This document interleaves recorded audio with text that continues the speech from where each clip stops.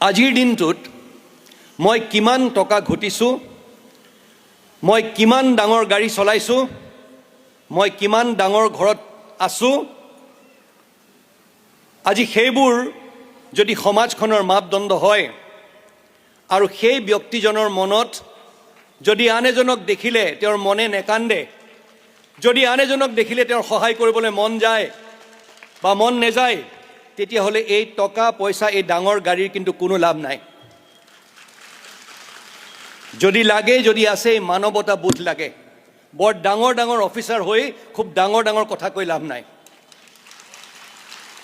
যদি পাৰে সমাজখনৰ বাবে কিবা এটা কৰিবলৈ চেষ্টা কৰিব লাগে, আৰু যদি সমাজখনৰ বাবে কিবা কৰিব পৰা নাই, অকল যদি মই নিজকে লৈ ব্যস্ত হৈ আছোঁ, তেতিয়াহ'লে মই ভাবোঁ যে মোৰ মায়ে মোক জন্ম দিয়া বা মোৰ সমাজখনৰ প্ৰতি যে মোৰ দায়িত্ববোধ আছিলে সেইটো যদি মই পালন কৰা নাই, তেতিয়াহ'লে মই এটা পশুৱে অকল নিজৰ কথা ভাবে।